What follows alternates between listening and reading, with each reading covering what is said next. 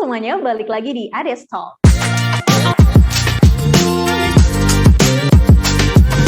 Ades Talk.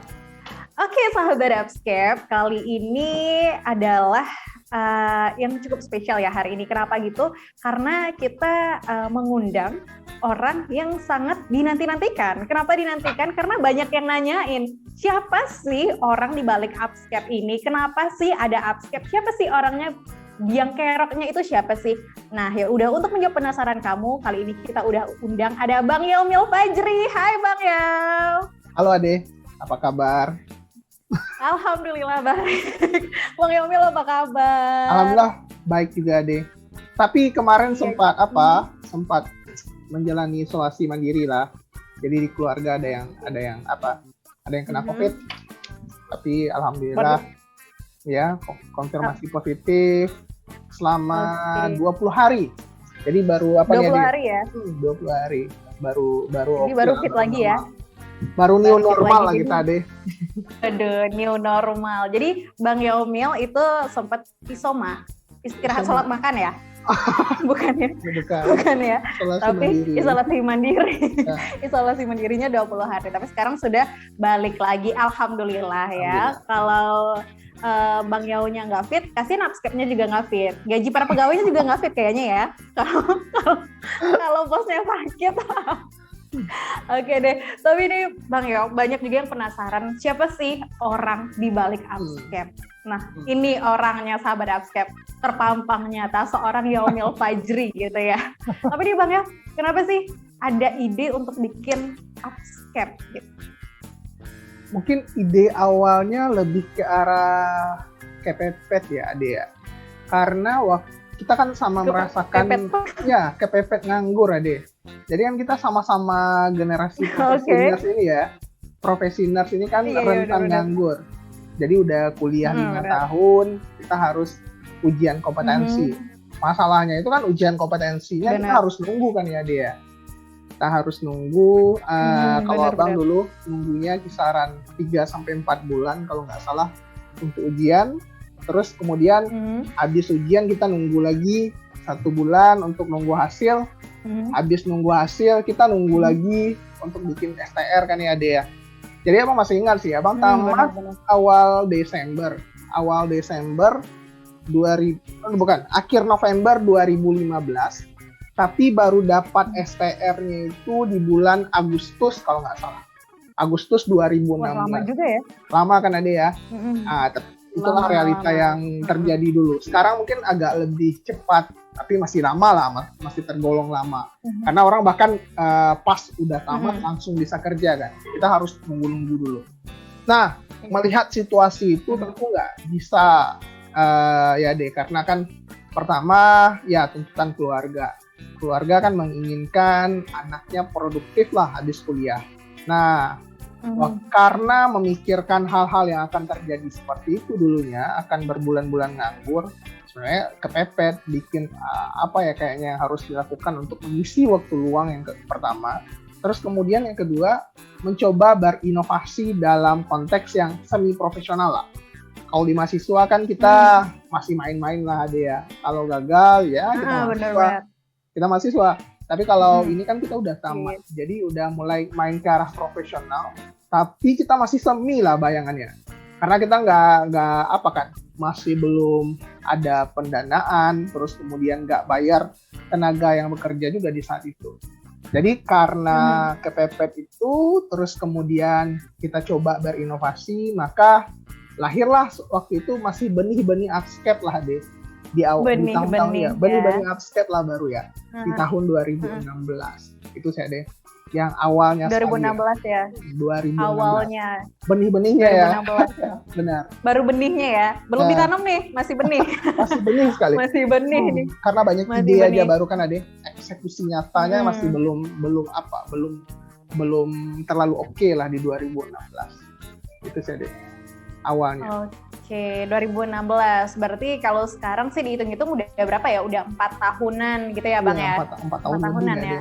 Dari 4 tahun lebih. Dari 2016 nih. Tapi kenapa punya ide namanya Upscape? Sebenarnya Upscape itu kepanjangannya apa sih? Iya, sebenarnya simpel aja kan Ade. AppScape. Apps-nya itu aplikasi, Cap-nya itu keperawatan. Jadi aplikasi yang diinisiasi oleh orang-orang keperawatan sebenarnya. Simple lah. Dan kita waktu itu menengok fenomena ya udah mulai udah mulai tren-trennya istilah startup di 2016 itu ya. Kita udah mulai tahu bahwasanya ada pembelian secara online ya dalam waktu itu, meskipun belum semasif sekarang, tapi udah mulai lah, udah ada iklannya di TV lah. Pembelian online, terus ojek online, Gojek waktu itu, dan Grab udah mulai menguasai Jakarta. Nah, di area keperawatan waktu itu ya, mungkin abang kurang riset entah apa, di keperawatan belum ada sama sekali waktu itu, Ade. Waktu dia awal-awal kita mulai, belum ada sama sekali. Makanya, ya udah, kita waktu itu mengibaratkan ya AppScape ini adalah aplikasi atau perusahaan digital keperawatan pertama lah di waktu itu ya. Tapi nggak tahu deh, mungkin ada yang lebih lama lagi. Tapi setahu abang waktu itu karena belum ada, makanya kita mencoba menginisiasi dengan nama AppScape. Apps-nya aplikasi, Cap-nya keperawatan. Aplikasi yang diinisiasi oleh orang-orang keperawatan. Oke, keren. Jadi aplikasi yang diinisiasi sama orang-orang keperawatan gitu ya. Berarti ini inisiator juga gitu ya. Keren gak tuh? Keren banget sih itu ya. Tapi ini Bang Yo kemarin sempat cerita-cerita sama Kak Lia juga nih, sama mentor ya, sama tutor. Mentor sih tutornya AppScape, Kak Lia. Katanya seneng banget bisa tumbuh dan berkembangnya bersama AppScape gitu, kaliannya bilang gitu.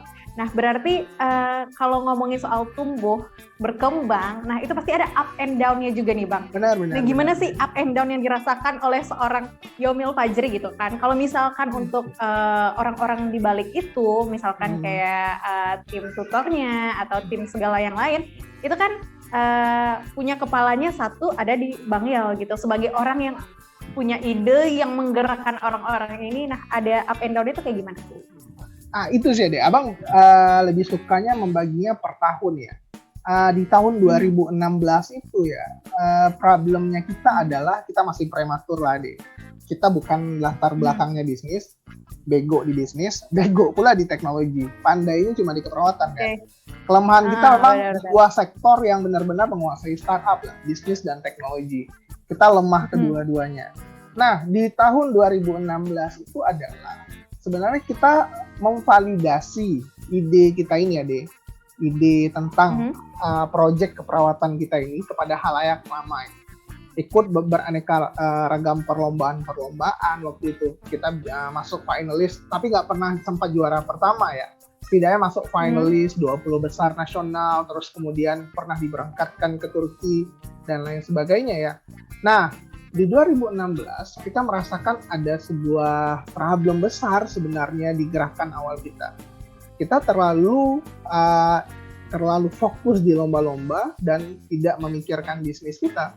Alhasil meskipun kita ikut kesana kemari waktu itu, tapi problem utamanya adalah produk kita tidak ada. Yang kita jual, yang kita tawarkan kepada pengguna itu sebenarnya nggak ada.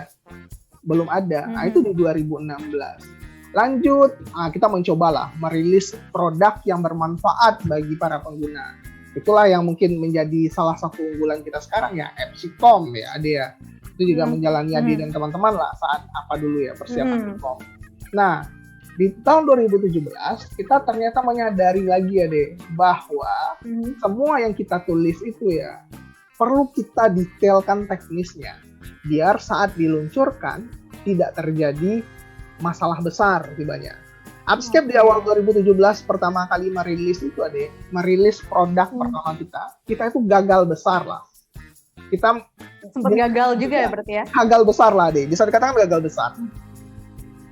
Ketika orang belum tahu AppScape waktu itu kita merilis bahwasanya akan ada tryout uji kompetensi keperawatan. Kita bisa mendatangkan ratusan orang bahkan produknya belum ada. Dengan wacana saja kita bisa mendatangkan orang, dan yang mana orang itu membayar untuk bisa mengakses layanan tersebut. Waktu itu kalau nggak salah kita bisa mendatangkan 172 orang. Kalau masih ingat itu adalah pengguna pertama kita. 172 orang yang datang launching produknya Upscape pertama kali. Masih ingat juga tempatnya di Gedung Seminar F Universitas Andalas. Ya. Oke. Suatu masalah terjadi yang masih sangat abang ingat adalah kita tidak mempersiapkan semuanya dengan matang. Kita tahu kan ya Dea, di Unan kan ada suatu kondisi di mana jaringan internet tiba-tiba bermasalah. Ya, mati, di kampus kita bermasalah gitu ya. Sehingganya kita menyediakan cadangan paket data dengan Andromax kalau itu. Ada Andromax modem gitu kan. Kita menyediakan 8 Andromax malah deh. Mempersiapkan 8 Andromax untuk memastikan semua peserta kita bisa try out dengan baik. Nah, ternyata yang tidak kita pastikan lagi adalah ketika pengguna mendapatkan akses internet, tentu kita tidak bisa kontrol penggunaan internet mereka. Jadi ada user yang itu pakai internet kita ya, karena dia pun juga tidak bisa mengakses internet di sana karena gangguan jaringan waktu itu. Sehingganya dia gunakan internet kita itu untuk pertama nonton YouTube, download film Korea. Alhasil hancurlah channel kita ya. 2 modem waktu itu tuh habis. 2 modem habis paket datanya dan selesailah pasti akan ada gangguan jaringan selama proses tryout berlangsung. Nah, itulah yang kita rasakan. Dari 172 orang yang ikut dalam PO tersebut, cuma 52 orang yang bisa selesai ujian. Dan itu pun dibantu dengan paket data mereka sendiri. Nah, itu malunya luar biasa deh. Padahal waktu itu peserta kita datang ada yang dari Bukit Tinggi, ada yang dari Jambi, ada yang dari Painan, Pesisir Selatan, ya bukan hanya di Kota Padang. Nah, itulah yang terjadi di 2017, awal memulai produk baru. Lanjut lagi di 2018, Ade. 2018 itu ada problem lagi, itu berkaitan dengan apa? Ada semacam isu bahwasanya isu politik tahun 2019. 2018 berkaitan dengan apalah? Berkaitan dengan gejolak tim juga waktu itu yang mempengaruhi banyak perubahan di Upscape. Di 2019 kita sama-sama tahu ya politik ya. Iya benar. Karena ada pilkada dan sebagainya, ada sebuah isu ujian kompetensi dihapuskan, sangat mempengaruhi perusahaan kita luar biasa sekali lah. Terus kemudian di 2020 kita sama-sama tahu bukan hanya Upscape tapi hampir seluruh semuanya perusahaan atau bisnis apapun di negara manapun kayaknya ya terdampak efek pandemi ini, terutama Upscape. Nah, kalau Upscape alhamdulillah kita cuma 2 bulan lah merasakan dampak yang sangat tidak baik sekali untuk perusahaan di bulan April dan bulan Mei. Namun kita berhasil bangkit di bulan Juni hingga sekarang. Jadi kita trennya kembali meningkat sih. Gitu sih Ade. Jadi tiap tahunnya ada terus sebenarnya Ade. Tantangan-tantangan uniknya tiap tahunnya ada terus. Di 2021 nih kita belum ketemu. Mudah-mudahan kita bisa memperbaikinya terus lah. Itu sih Ade. Oke, jadi ternyata setiap tahun ada aja gitu ya, kayak rumah tangga nih sahabat Upscape ya. Benar ya Bang? Iya, jadi setiap tahun, setiap saat ada aja. Katanya tuh kalau rumah tangga kan 5 tahun pertama, kita lihat nih Upscape kan udah 4 tahun ya, mungkin setahun lagi lah. Iya. Lagi tuh kayak masalahnya nggak gede-gede banget, terus bisa lebih kuat lagi. Tapi bener loh Bang Yo, semakin lama Upscape bener-bener semakin berkembang, juga semakin banyak gitu ya. Dan sekarang layanannya juga ada CPNS, tidak hanya stuck di Ukom aja, tapi ada CPNS juga. Dan Ukomnya tidak harus buat nurse aja, tapi ada buat kebidanan juga gitu. Jadi semakin banyak juga yang ini ya, yang yang menjadi usernya Upscape gitu, yang membantu Upscape untuk berkembang lebih lagi. Tapi nih Bang Yo, kemarin itu sempat ada yang tanya juga, untuk membuat Upscape sebesar ini, itu sebenarnya seorang Bang Yo itu butuhin berapa orang sih untuk membuat Upscape sebesar sekarang ini? Kalau ditanya yang full timer itu bahkan kurang dari, kita hitung sekarang kurang dari 15 orang malah Nadi. Cuma 12 orang yang full time ya. Nah, selebihnya adalah part-time. Dan kita sangat terbantu sekali dengan tim kita ya, yang di part-time, para teman-teman dan juga kakak-kakak senior dan juga junior yang ikut jadi tutor Upscape. Dan kebanyakan sebenarnya adik, kita kan berpartner ya dengan lembaga-lembaga yang mempunyai jasa bimbel juga, yang mungkin juga bergerak secara offline lebih banyak ya. Kita ajak kolaborasi untuk Upscape menyediakan platform online-nya dan mereka menyediakan kontennya. Nah, kita lebih banyak seperti itu.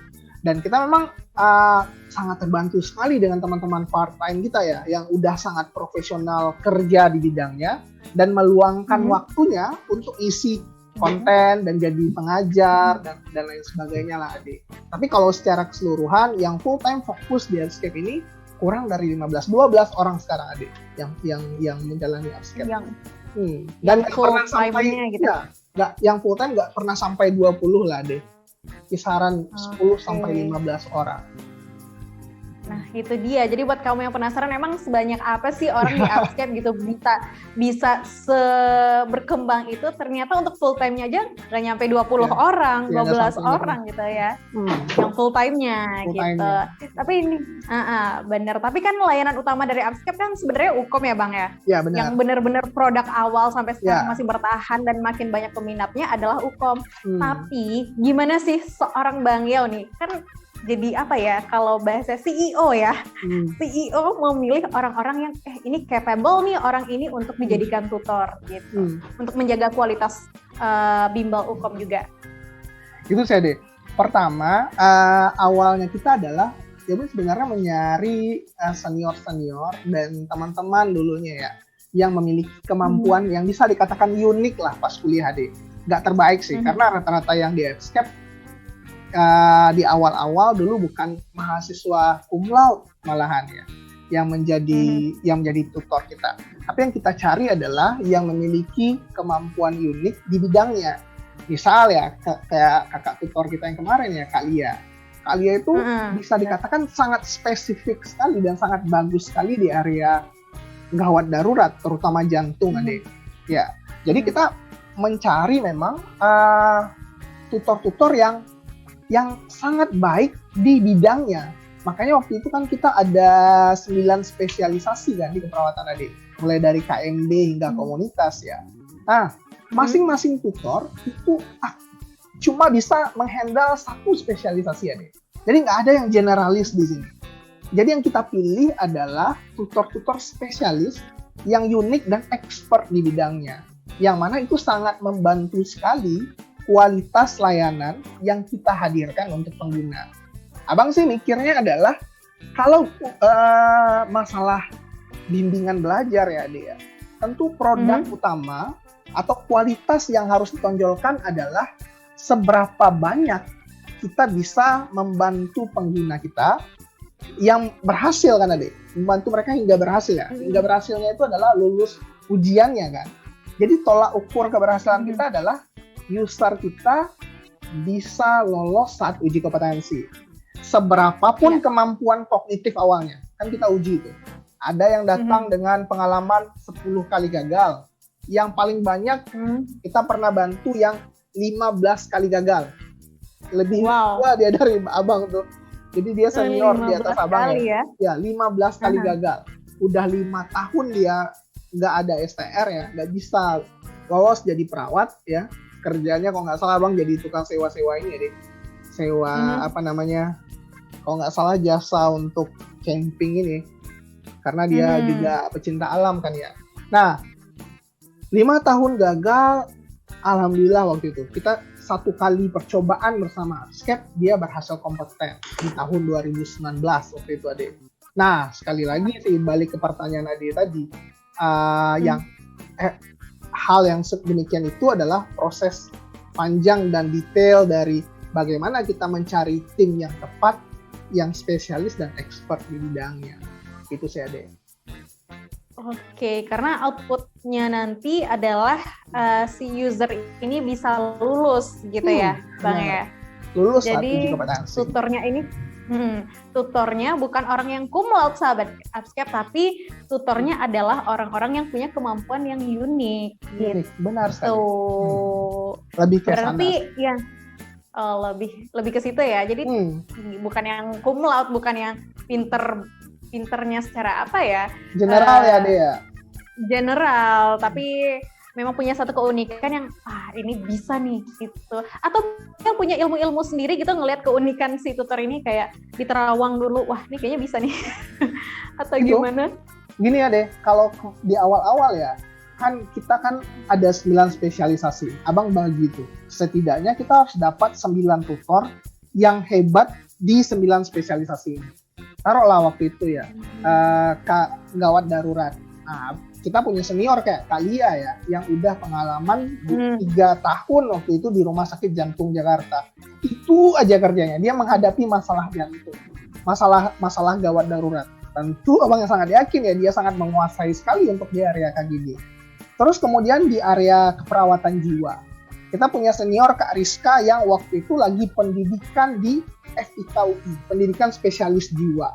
Otomatis dia sangat menguasai sekali kan untuk area keperawatan jiwa. Makanya kita ajak kolaborasi. Terus juga Kak Nur Aini, waktu itu juga melakukan pendidikan keperawatan spesialis keperawatan maternitas di FIKUI. Karena area yang dipelajarinya adalah area keperawatan maternitas, kita ajak kolaborasi juga. Terus kalau di lingkup komunitas ada Pak Rey waktu itu ya, dosen kita di awal-awal. Untuk karena udah spesialis komunitas juga, kita ajak kolaborasi. Jadi memang yang kita cari di awal-awal itu adalah benih-benih spesialis sebenarnya, Ade. Karena biar produk yang kita atau layanan yang kita berikan itu nggak prematur tibanya, Ade. Kita udah awal nggak ada pendanaan, terus datang dengan produk yang prematur ya. Orang user datang tapi dia gagal juga. Lebih banyak gagal daripada lulusnya. Kan itu kacau tadi. Jadi iya benar-benar. Bagi abang menerawang masa depan kita akan tetap terus berlanjut adalah kita harus pastikan kualitas layanan atau produk kita ini terus semakin lebih baik, meskipun nggak sampai sempurna, tapi hampir sempurna setidaknya.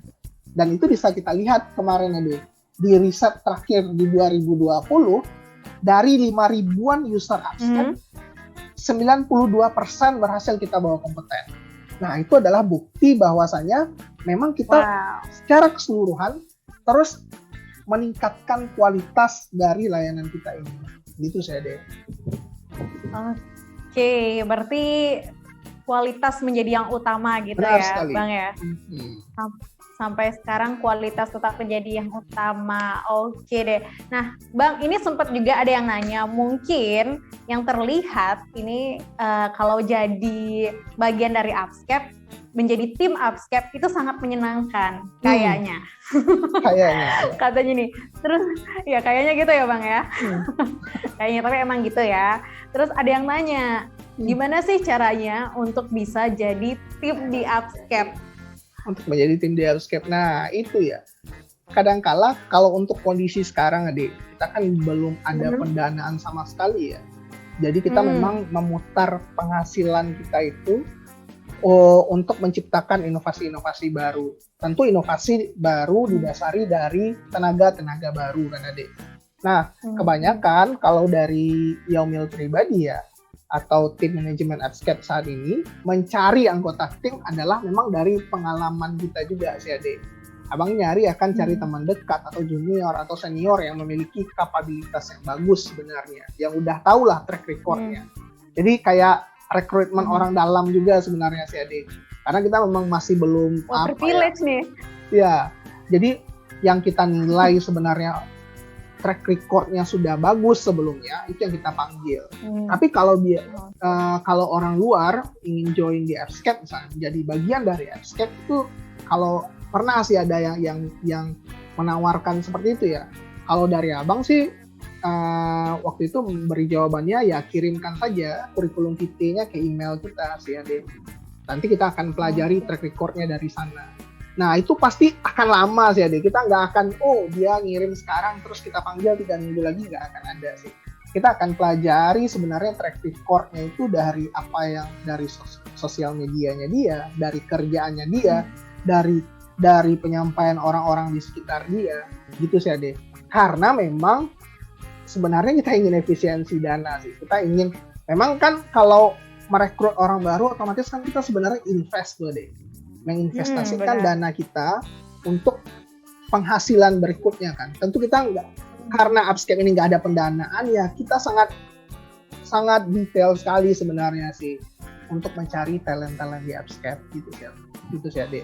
Oke, jadi buat kamu nih sahabat Upscape, kalau misalkan pengen jadi tim Upscape, kamu kirimin CV kamu, tapi ya harus sabar-sabar aja karena nggak tahu kapan mau dipanggilnya. Nah, itu dia. Nggak tahu bisa dipanggilnya kapan gitu ya. Ini katanya karena efisiensi dana juga. Efisiensi dana. Benar. Yang namanya duit emang jadi masalah sering gitu ya Bang ya. Benar sekali ya deh. Oke deh, tapi sekarang kalau ngelihat Upscape kan dulu dari zaman aku kuliah, aku ngelihatnya kayak oke, punya layanan Ukom, terus sekarang udah ada lagi layanannya untuk CPNS, kayak ini ya, kayak wah udah ada aja nih untuk CPNS. Berarti Bang Yo ini seorang oportunis ya, sangat jeli melihat kesempatan gitu ya. Ini sih Ade, Abang sih mikirnya adalah bagaimana kita menciptakan ekosistem bisnis sebenarnya sih. Karena ini perusahaan ya, kita terus Abang pun dan tim manajemen lambat laun terus belajar mengenai bisnis lah. Dan bisnis yang sustainable itu adalah ketika kita mampu membentuk ekosistem di dalamnya. Nah, ketika ini ya hitung-hitungannya dia, ketika pengguna kita cuma bisa mengakses layanan Ukom, otomatis setelah lulus Ukom tidak akan ada lagi penghasilan dari pengguna tersebut kan. Nah, bisnis yang bagus adalah ketika orang mau menggunakan layanan itu berkali-kali sampai akhir hayatnya dan itu berbayar. Itu pastinya. Sama kayak kita beli makanan pokok lah deh. Kita beli goreng, makanan, apapun lah.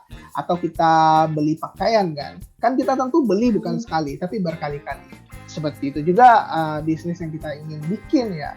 Kita menginginkan pengguna itu bukan cuma satu kali saja, tapi berkali-kali menggunakan layanan kita.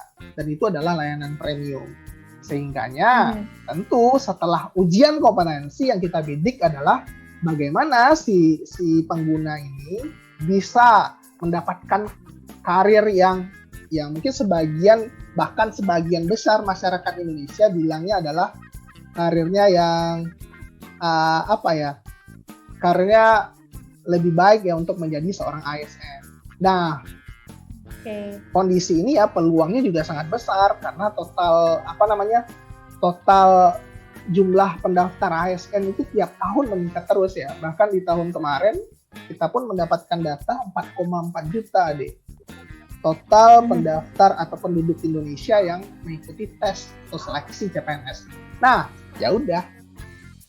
Makanya Upscape melakukan ekspansi di area itu. Sebenarnya sih memfasilitasi lulusan yang udah lulus Ukom ini bisa juga menjadi ASN sesudahnya.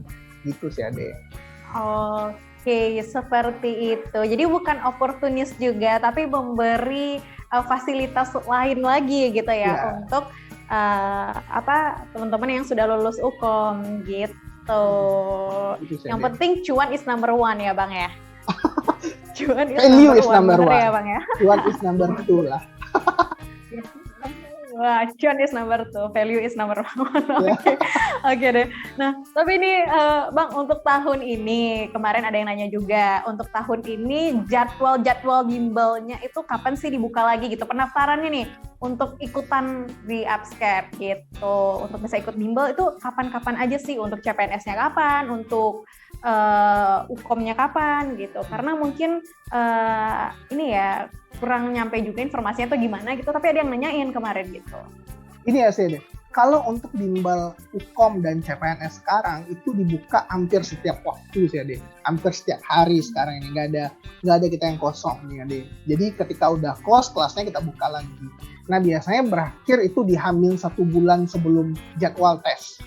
Biasa kita close-nya di sana, karena udah tidak memungkinkan lagi. Kita nggak juga nyari duit full ya deh. Kita juga memastikan kualitas bimbel kita juga baik kan.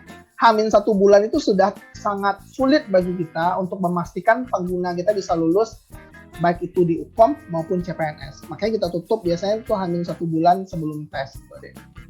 gitu sih. Oke, Jadi sekarang sih buka bulan. terus sih, hamil 1 bulan biasanya tutup. Oke, Hamin 1 bulan ya. Jadi untuk kamu nih sahabat Upscape ya, kalau pengen tahu kapan sih pendaftarannya, gitu lagi buka pendaftaran atau enggak sih, gimana gitu kelasnya, bisa langsung dihubungi saja sosial media kita ya sahabat Upscape ya, bisa langsung ke Upscape, itu di DM aja, nanti dijawab sama adminnya. Benar kamu sekali. akan mendapatkan, karena admin Upscape ramah-ramah kok ya, ramah ya Bang. Tutornya aja ramah kayak Kalia kemarin tuh sahabat Upscape, apalagi adminnya. Ramah-ramah dong. Oke deh, tapi ini ada lagi pertanyaan pernah kedengeran nih Bang. Kan kalau selama 4 tahun ini yang user Upscape sudah banyak, terus juga yang lulusnya udah banyak, belum lagi layanannya juga sekarang udah mulai banyak gitu. Ada yang nanya waktu itu. Jadi pertanyaannya adalah, berapa sih gaji CEO Upscape? Gaji CEO-nya, karena kalau gaji pegawai emang yaudah lah, gitulah ya gitu. Tapi kalau gaji CEO-nya berapa sih? Itu ada yang nanyain waktu itu. Kalau abang jawabnya, aku diem aja. Gaji CEO-nya ya, abang sih jawabnya pakai kualitatif aja lah. Kalau kuantitatif kan agak kurang etis ya, Ade. Kalau kualitatifnya adalah gaji CEO Upscape itu bisa membuat seorang kasih keperawatan resign dari sebuah rumah sakit. Wow. Itu sih ada. Seorang jadi kasih pasti lebih besar ya. Pasti lebih besar daripada resign. Wow, kamu dengarkan itu ya teman-teman ya. Kasih keperawatan bisa resign ya. Itulah gaji seorang CEO Upscape. Tapi untuk mencapai gaji yang segitu, perjalanannya nggak mudah ya Bang ya. Mudah sekali, panjang Ade. Nggak mudah. Up and downs-nya banyak sekali. Dan aku sempet dapat cerita juga nih dari Bang Yaumil, sahabat Upscape, kalau dulu tuh sempat menerjemahkan Nandani Knok yang nggak tahu mau diapain terjemahannya. Awalnya sempet gitu. Seorang Bang Yaumil itu sempat kayak gitu sahabat Upscape. Jadi sempat menerjemahkan Nandani Knok yang tidak tahu ini bakal diapain terjemahannya. Tapi akan ada di tahun ini tuh Ade. Insya Allah di tahun ini akan merilis produk itu sih. Jadi yang kita bikin akhirnya di tahun ini kita udah mulai tahap inisiasi programnya sih.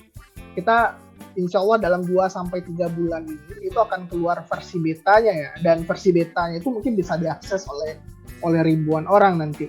Harapannya adalah ini waktu itu kan visi kita adalah bagaimana mengubah sebuah sistem pendokumentasian yang manual menjadi digital. Ya, dan digital pun itu digital mutakhir kan, yang mana datanya itu bisa menjadi sebuah hasil riset yang dapat terus meningkatkan kualitas asuhan kita kan kepada pasien. Nah, itu sih yang akan kita bikin nih, Ade, di tahun ini. Di tahun ini insya Allah akan keluar versi betanya, dan mudah-mudahan ya progresnya terus meningkat sama kayak EdSucom lah, layanan kita untuk persiapan uji kompetensi. Tapi emang itu sangat sekali ya, benar. Tapi itu sangat berkesan sekali ya, mentranslate Nandani Knok, dan akhirnya tak berguna kan ketika keluar standar dari keperawatan Indonesia. Bener. Aduh, aku waktu dengar cerita itu jadi kayak, iya ya, jadi seorang Yaumil Fajri yang kamu lihat sekarang CEO Upscape, ini dia orangnya, tapi dia sempat melakukan hal yang dia tidak tahu fungsinya untuk apa. Yang penting translate aja dulu gitu, di saat teman-teman yang lain sudah mulai kerja ya, waktu itu ya. Aduh, tapi itulah sahabat Upscape. Dalam satu perjalanan itu pasti ada up and down-nya. Dan kalau misalkan kamu berusaha terus-menerus akan dapatkan hasilnya. Kayak Bang Yaumil gitu ya, gajinya bisa bikin kasih keperawatan untuk resign. Segitu gajinya. Oke deh. Bang Yo, untuk ini nih, terakhir nih, sebelum kita tutup nih, ada stok untuk edisi hari ini. Boleh dong dikasih motivasi dulu untuk sahabat Upscape ataupun pokoknya penonton channel Upscape deh, kayak gitu ya. Gimana sih caranya untuk survive di bidang ini? Oke Ade, kalau dari Abang sih, bagi teman-teman keperawatan ya, teman-teman mahasiswa maupun lulusan keperawatan ya yang mau memulai bisnis, terutama di bisnis digital. Beberapa sih ada Bang temukan tadi, tapi kelemahannya adalah nggak bertahan lama. Nah, salah satu faktor menyebabkan tidak bertahan lama adalah karena visinya kurang kuat sebenarnya di awal. Kalau dari Abang adalah ketika teman-teman nggak punya visi ya, atau memulai usaha, terutama di area startup ini hanya untuk coba-coba untuk mengisi waktu luang, kalau menurut Abang nggak usah. Lebih baik persiapkan diri lebih baik aja untuk jadi perawat atau kerja di rumah sakit atau ikut bimbel CPNS kali ya untuk persiapan CPNS ya. Lebih baik fokuskan ke sana saja. Karena modal awal untuk memulai semuanya adalah dari visi kita. Kalau visinya aja nggak ada, itu lebih baik nggak usah. Itu pertama deh. Terus kemudian yang kedua, jangan terlalu banyak mikir lebih jauh sih Ade. Usahakan eksekusi dan evaluasi secepatnya. Itu sih Ade. Kalau Abang sih untuk merencanakan jangka panjang kayaknya memang agak kurang mahir. Tapi lebih banyak merencanakan berdasarkan hasil eksekusi. Nah mungkin itu yang kita tertawakan tadi ya dia. Kayak Nanda Noklet itu Abang nggak tahu tuh masa depannya akan seperti apa. Yang Abang tahu adalah kita akan bikin sebuah platform pendokumentasi yang digital. Pakai database ini. Tapi gimana detailnya itu kan nggak tahu. Tapi dari sana kita berbenah. Kita bisa mengevaluasi terus. Nah itu sih yang bisa memberikan banyak pelajaran bagi Abang dan tim sebenarnya untuk bisa survive hingga sekarang. Jadi pertama harus ada visi dulu. Terus kemudian yang kedua jangan terlalu banyak mikir. Terus kemudian yang ketiga ini sabar sebenarnya. Karena momentum itu pasti akan datang. Kadang-kadang ketika orang atau teman-teman yang lulusan keperawatan terutama ya, kadang menginginkan hasilnya datang cepat Ade. Karena dan tidak menghiraukan dan kurang menghargai proses lah. Jadi ingin cepat saja. Kalau udah kita bikin bisnis, kita ingin untung secepat-cepatnya. Itu paradigma itu sebaiknya dihilangkan sebenarnya ya. Dan haruslah menghargai proses. Di bisnis tentu ada up and down, bahkan di awal-awal teman-teman mungkin nggak akan bicara untung terlebih dahulu ya, kali ya. Lebih bicara mengenai bagaimana orang terpuaskan dengan layanan teman-teman. Sabar. Intinya adalah sabar. Sabar menunggu momentum yang pas bahwa nantinya teman-teman akan memperoleh hasil yang sesuai teman-teman harapkan. Itu sih Ade. Pokok intinya sabar, punya visi yang kuat juga gitu ya Bang ya. Oke, tidak hanya sekedar oportunis gitu, tapi juga bisa melihat gitu ya, juga bisa melihat dan juga bisa punya keyakinan gitu ya Bang ya. Ya, cita-cita yang jelas. Cita-cita yang jelas gitu. Lebih baik difokuskan satu-satu gitu ya Bang ya. Benar sekali Adik. Lebih baik difokuskan satu-satu gitu sahabat Upscape. Jadi ini guna sekali tipsnya untuk kamu nih sahabat Upscape yang mungkin juga ingin membuat suatu inovasi baru di bidang digital mungkin gitu ya. Ini itu bisa diterapkan banget. Oke deh Bang Yo, tapi nih buat sahabat Upscape semuanya nih, kalau misalkan pengen tahu banget seperti apa sih Upscape dan pengen tanya-tanya juga, itu bisa lewat mana Bang Yomil? Itu bisa, yang paling sangat aktif adalah Instagram kita sih Ade. Bisa tengok di Instagram kita @upscape dan juga bisa tengok terus konten-konten kita itu di YouTube channel Upscape. Bisa ketikkan saja. Itu sih Ade. Nanti juga akan kita list di akhir video ini ya, sosial media kita. Iya, oke. Nanti bakal ada sosial media kita juga ya, sahabat Upscape ya. Dan itu dia sih obrolan bermanfaat kita di kesempatan kali ini barengan sama CEO Upscape, Bang Yomil Fajri. Dan untuk kamu yang sempat bertanya berapa gajinya, sudah jelas ya, bisa membuat kasih keperawatan untuk resign. Iya. Dan juga pokoknya kita dapat value banget lah dari percakapan di kesempatan kali ini. Semoga nggak aku aja tapi kamu juga ya.